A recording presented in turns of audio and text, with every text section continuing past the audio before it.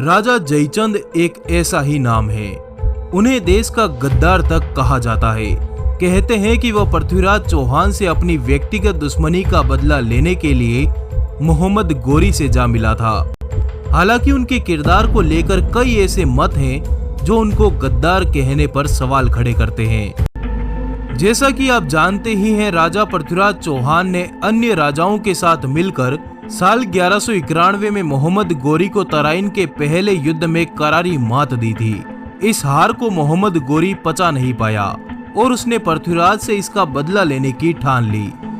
इसी बीच सम्राट पृथ्वीराज चौहान को राजा जयचंद की बेटी संयोगिता से प्रेम हो गया, मगर राजा जयचंद इस रिश्ते के खिलाफ थे, जिसके चलते पृथ्वीराज चौहान संयोगिता को भगाकर अपने साथ ले गए और उससे शादी भी कर ली। सम्राट पृथ्वीराज की इस हरकत के चलते जयचंद ने पृथ्वीराज से अपने सारे रिश्ते समाप्त कर दिए और उनके खिलाफ जंग छेड़ दी।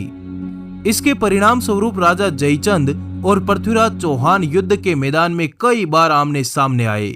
इन युद्धों में यकीनन सम्राट पृथ्वीराज की जीत हुई, लेकिन इसकी कीमत के तौर पर पृथ्वीराज के कई सारे सेनापति मारे गए। वहीं राजा जयचंद की पुत्री संयोगिता को इस तरह भगाकर शादी करने की इस हरकत का प्रभाव दूसरे राजाओं पर भी पड़ा। उन्होंने तय किया कि आगे से वे न तो सम्राट पृथ्वीराज चौहान के लिए युद्ध लड़ेंगे और न ही वे उनको अपना अधिपति स्वीकार करेंगे।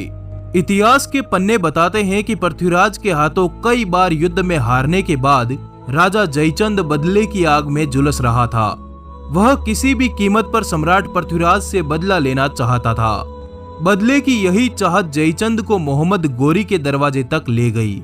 जयचंद ने गोरी को पृथ्वीराज पर हमला करने का न्योता दिया और साथ ही युद्ध के दौरान उसे अपनी सेना देने का भी वायदा किया। जयचंद की बात मानकर गोरी ने एक बार फिर से भारत की ओर कूच कर दिया। जब सम्राट पृथ्वीराज को इस आक्रमण के बारे में पता चला तो उन्होंने अन्य राजाओं से मदद मांगी, पर राजा जयचंद के कहने पर किसी भी राजा ने पृथ्वीराज की मदद नहीं की और तो और वे सब पृथ्वीराज के खिलाफ जाकर गोरी के पक्ष में खड़े हो गए। हालांकि इसके बावजूद भी सम्राट पृथ्वीराज के पास 3 लाख की विशाल महासेना थी। वहीं इसके मुकाबले के लिए गोरी के पास भी लगभग बराबर की सेना थी।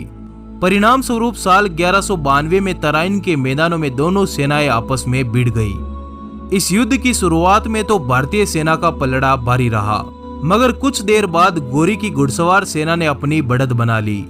उन्होंने सम्राट पृथ्वीराज की सेना के हाथियों को निशाना बनाकर तीरों से इस कदर घायल कर दिया कि वे बौखलाकर यहाँ वहां भागने लगे। इसका नतीजा ये रहा कि उन्होंने अपने ही हजारों सैनिकों को कुचल दिया। अंततः पृथ्वीराज चौहान की पराजय हुई और उन्हें बंदी बनाकर गजनी ले जाया गया, जिसके बाद उन्हें मार दिया गया। सम्राट पृथ्वीराज चौहान की हार के बाद भारत में पहली बार मुस्लिम शासन की नींव रख दी गई। इस दौरान कुतुबुद्दीन ऐबक को भारत का गवर्नर नियुक्त कर दिया गया। सम्राट पृथ्वीराज की हार से संतुष्ट जयचंद अब उत्तरी भारत का सबसे शक्तिशाली राजा बन चुका था, मगर जयचंद की खुशी ज्यादा समय तक बरकरार नहीं रही, क्योंकि खैबर के रास्ते मोहम्मद गोरी एक बार फिर भारत आ धमका। इस दौरान गोरी ने कुतुबुद्दीन ऐबक के साथ मिलकर कन्नौज पर आक्रमण कर दिया। उनका सामना करने के लिए जयचंद खुद सेना का नेतृत्व करने के लिए युद्ध के मैदान में उतरे। इस युद्ध में तीर लगने से राजा जयचंद की मौत हो गई और इस तरह कन्नौज राज्य भी गोरी के अधीन हो गया। यहाँ तक कि कहानी में तो राजा जयचंद एक गद्दार ही साबित होते हैं, लेकिन राजा जयचंद की कहानी पर शोध करने वाले इतिहासकार इस कहानी से इत्तेफाक नहीं रखते। प्रसिद्ध लेखक आनंद शर्मा की माने तो उन्होंने राजा जयचंद के जीवन पर काफी शोध किया। इस शोध में उन्होंने पाया कि इतिहास में कहीं भी राजा जयचंद के संयोगिता नाम की बेटी होने का जिक्र नहीं मिला। किसी भी लेख, दस्तावेज या किताब में यह स्पष्ट नहीं किया गया कि राजा जयचंद की कोई संयोगिता नाम की बेटी भी थी। अगर यह मान लिया जाए कि राजा की कोई बेटी थी ही नहीं, तो सम्राट पृथ्वीराज द्वारा संयोगिता हरण की बात पूरी तरह से झूठी साबित होती है। हाँ, हो सकता है कि उनके बीच आपसी मतभेद का कोई और कारण रहा हो, लेकिन उससे संबंधित भी कोई दस्तावेज इतिहास में नहीं मिलता। इसके अलावा जिस बात को लेकर राजा जयचंद को देशद्रोही कहा जाता है, यानी गोरी को भारत पर आक्रमण करने का न्योता देने वाला तथ्य, उसको लेकर भी कोई प्रमाणित लेख मौजूद नहीं है। जयचंद की कहानी को लेकर एक मत यह भी है कि तराइन के पहले युद्ध में जयचंद और पृथ्वीराज दोनों साथ लड़े थे। हालांकि इसके पक्के सबूत नहीं मिलते। इतिहासकार राय चौधरी ने लिखा कि तराइन के पहले युद्ध का आगाज होने वाला था। इस युद्ध में सम्राट पृथ्वीराज ने अपने सभी पड़ोसी राजाओं से उनकी सेनाएं मांगी, पर राजा जयचंद को इस युद्ध के बारे में नहीं बताया गया। इस वजह से राजा जयचंद तराइन के पहले युद्ध में नहीं आए। तराइन के दूसरे युद्ध में भी कुछ ऐसा ही हुआ, जिसके चलते सम्राट पृथ्वीराज को युद्ध में हार के साथ मौत नसीब हुई और गोरी की जीत के साथ ही दिल्ली और अजमेर में गोरी की हुकूमत कायम हो गई। लेकिन गोरी अपनी हुकूमत कुतुबुद्दीन ऐबक को सौंपकर वापस गजनी चला गया। हालांकि 1 साल बाद वह फिर से लौटा और जयचंद पर हमला करके उसे भी हरा दिया।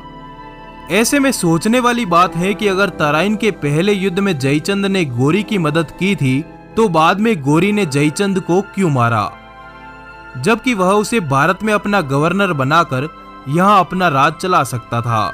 जयचंद द्वारा गोरी की सहायता का भी कोई ऐतिहासिक प्रमाण मौजूद नहीं है, जिससे यह तथ्य भी साबित नहीं हो पाता। यही कारण है कि ऐतिहासिक कहानियों में चाहे राजा जयचंद को गद्दार कहा गया, मगर इतिहास में ऐसा कोई साक्ष्य मौजूद नहीं है जो इस तथ्य को पूरी तरह से प्रमाणित कर सके। हमारा सबसे बड़ा दुर्भाग्य तो यही रहा कि आजादी के बाद भी हमें विदेशियों द्वारा लिखा हुआ इतिहास ही रटवाया गया। हमने कभी भी इतिहास के किसी भी पन्ने की सत्यता जानने की कोशिश तक नहीं की।